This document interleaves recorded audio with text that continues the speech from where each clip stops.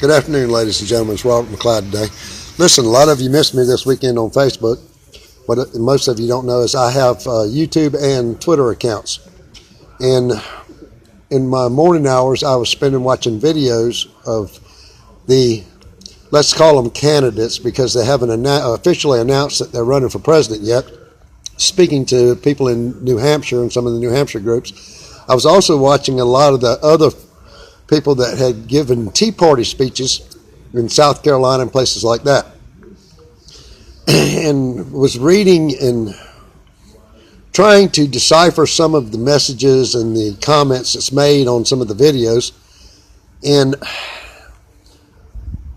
so many things is going on and going through my minds right now, that along with the fact being that it's springtime here in Georgia, and most of you that live here in Georgia know it's time to put the tomato plants out, the bell pepper plants out, and a lot of people that's been to my house and seen my garden know that I grow my tomatoes on fences, especially them cherry tomatoes with the 12-foot long vines. I have them wrapped up and run down through fences so that it's easier to pick the tomatoes off of them.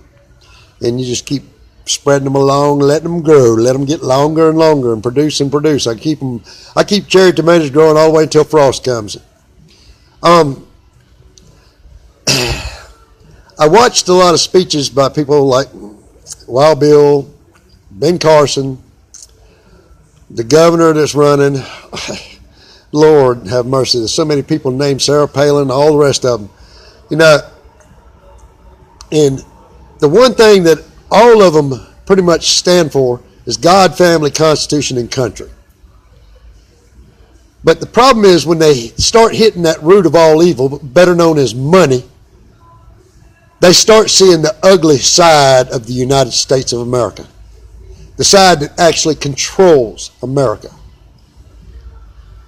And unfortunate that money holds all the power, as so most people believe. But when it comes to your voting, money has absolutely no power at all, because in your heart, in that moral spot, that little voice that tells you this ain't right, that's where your vote should come from, is in your heart. What do you feel is right? What do you feel is wrong? And we have so many attacks on our society now from immoral ways, immoral means, people that are just blatantly trying to discredit the United States of America, right down to our own office of the president now.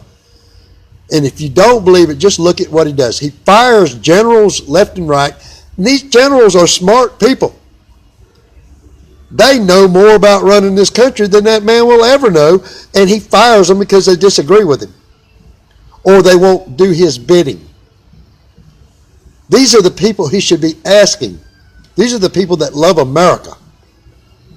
And some of the questions that came up to a lot of the candidates that I was watching was, have they thought about their cabinets? Well, that same question has come up to me too. Have I thought about my cabinet members? Oh, yes. And I'm going to be looking at people that stand for the United States of America, not against America.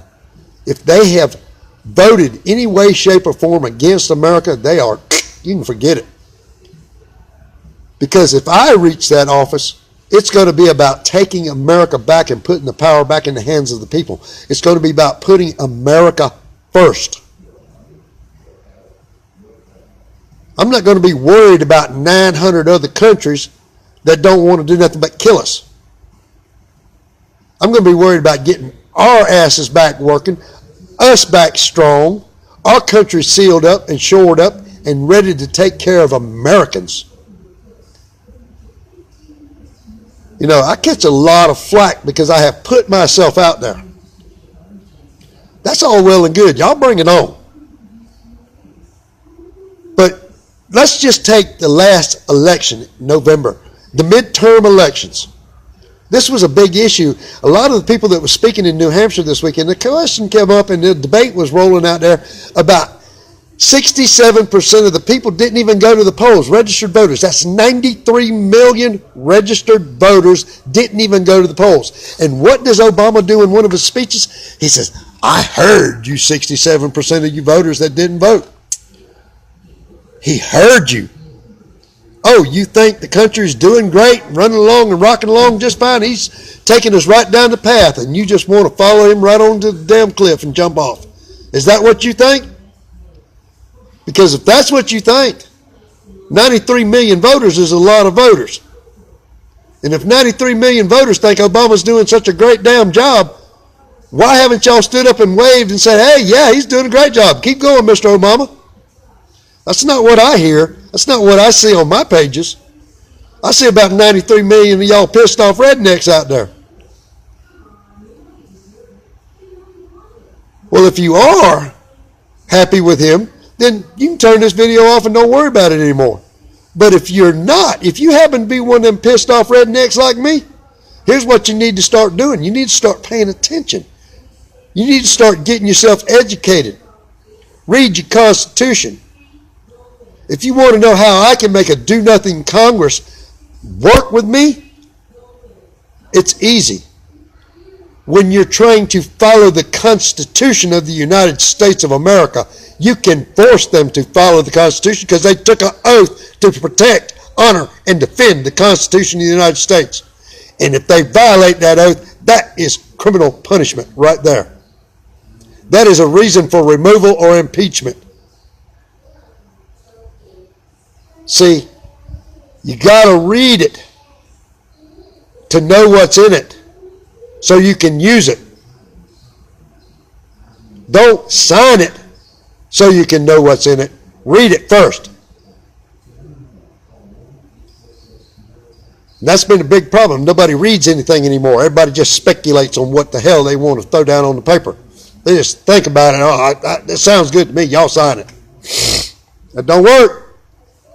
Got to read it. Once you read it and you understand it, it can work for you as well as against you. And see, there's so many now that have just taken money, and voted for the money. They have forgotten about the Constitution of the United States of America. The Constitution of the United States of America is going to come around and bite them right square in their buttocks. But it's going to take somebody that's not faint at heart, somebody that's brave enough to shove it in their face. And if y'all think I'm that person, you need to start joining with me. Stop playing games. Stop saying, oh, I'll think about it. Or if I see your name on the ballot, you can get my name on the ballot. All you got to do is roll up your sleeves. And starting in January of 2016, go to them New Hampshire primaries. Send this to your friends in New Hampshire. Wake them up. Tell them, go, write in a name. It don't take but 100,000 people to write in my name. And I'm going to be on that ballot. And that's going to be a shot heard around the world. Because the media is going to want to know who the hell is Robert McLeod Jr. And they will start a feeding frenzy that will blow this country off its rocks. But it takes you standing up and taking that heart, going to the polls and writing in a name, and knowing that at the primary you have the right to write in a name in your primary. Read your Constitution. The states can't even make laws against it. Go there and write it in anyway. Force it on them. But I see 93 million people didn't care enough to do anything. I've seen the excuses that votes don't count. It don't matter anyway. They don't listen to us no how. It's not whether you win, lose, or draw. It's the fact that you went and voiced your opinion that they look at. When they see 67% of people don't care, the left automatically thinks everything they're doing is hunky-dory. They automatically think everything they're doing is right on the money. It's time to send them a clear and concise message. We're done with you. We're tired of the lies. We're tired of the underhand deals. We're ready for our country back to we the people. Y'all think about it. That's R3Dn3Ck Thought today. And please, y'all have a blessed day.